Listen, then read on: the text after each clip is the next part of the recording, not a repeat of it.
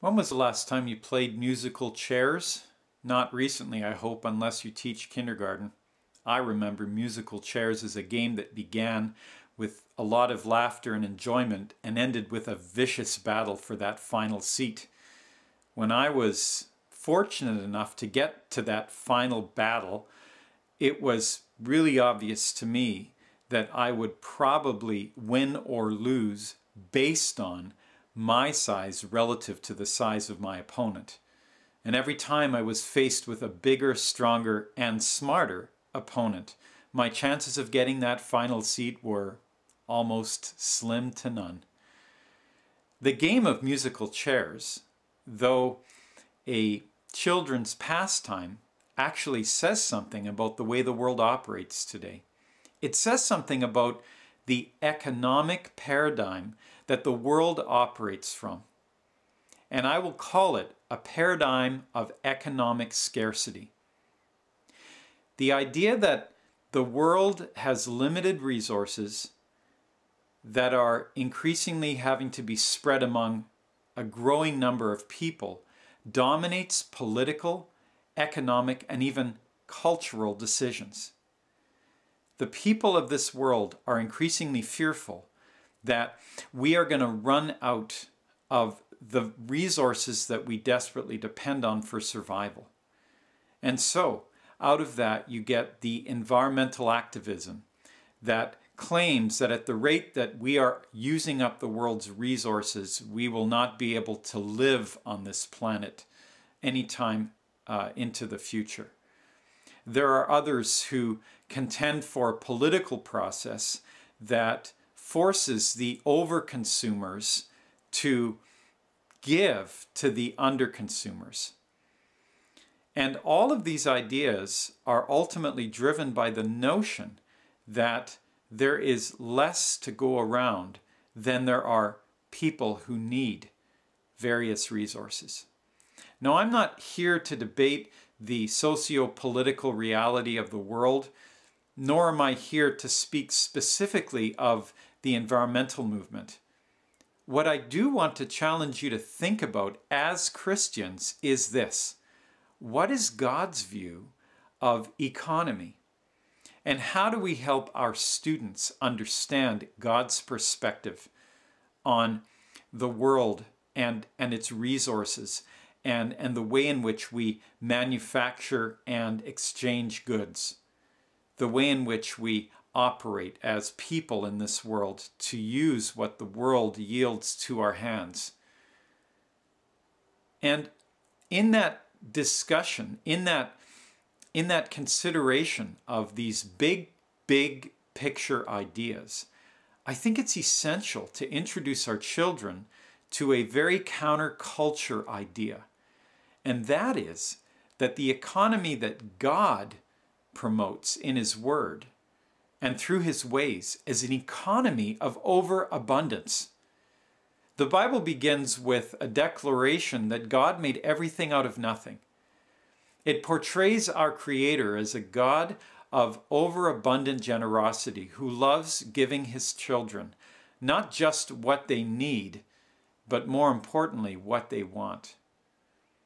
And when we were first made, we were designed to want God above everything else as our chief delight and desire. We know that because of the fall, that became twisted. That disappeared, and suddenly man's main desire was for his pleasure, for delight in himself, and not delight in the one who made him. And from that point forward in human history, we entered into what I will call the economy of diminishing returns, of scarcity. For we are told, even in Genesis 3, that man and woman would end up in relationships with each other and with the world around them that would breed conflict and heartbreak and futility and eventually total and absolute destruction. And out of that reality, we get this idea that we live in a world, in a universe that is winding down and that is yielding fewer and fewer of its precious resources to the inhabitants of the earth. and that one day it'll wind down to a point where there will be nothing left whatsoever.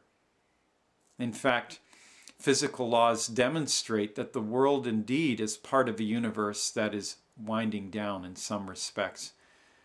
But of course, we know in the Bible that Jesus came to reverse the curse. And that is not simply securing a place in heaven for all who believe. That is renewing the universe into a place of superabundance. Jesus demonstrated his ability to turn things from the economy of scarcity to the economy of superabundance in the story of the feeding of the 5,000, an event that actually happened more than once in his ministry years. And of course, we know that it wasn't just 5,000 that was fed, for that number really only included the men. It was all the men and the women and children on top of that. And those of you familiar with the story will know that he took a very small lunch from a willing young man who was willing to give up everything he had, and he multiplied that into enough food to satisfy a large crowd and for there to be food left over. I know sometimes we're tempted to think, well, that's just what the Bible says, but it doesn't really happen anymore. And I will testify that it still happens. I belong to a ministry that works in Mexico, and although I wasn't there at this time, a group of my friends went to a migrant workers camp where the migrant workers were literally sleeping without any covering at all from the elements, were barely subsisting on the wages they were getting paid.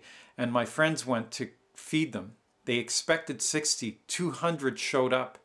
They didn't have enough food for everybody.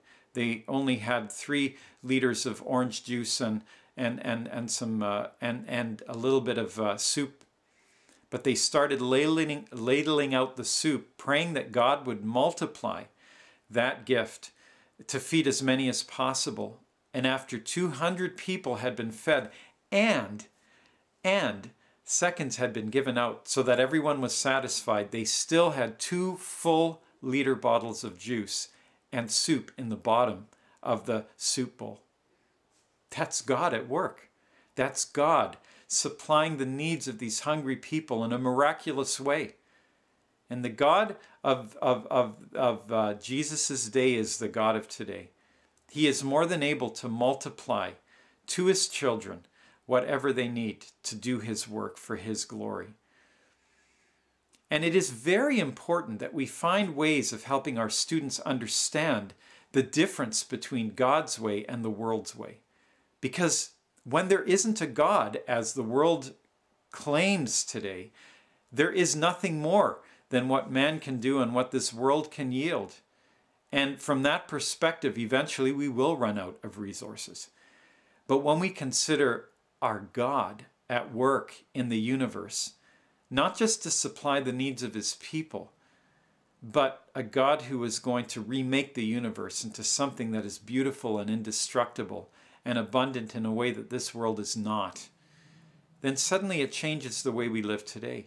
It becomes easier for us to open our hands up and give away what little we have to help and feed and care for the ones that don't have anything.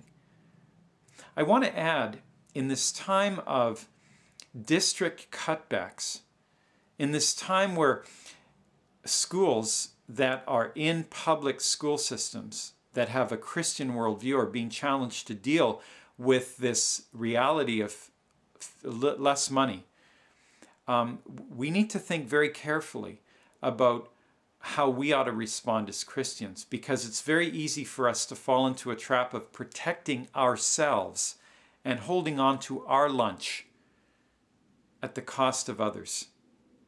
And maybe there's a way of addressing the diminished resources of our districts in a way that will bring incredible glory to Jesus Christ through our willingness to be open-handed with what we have, knowing that God will supply the needs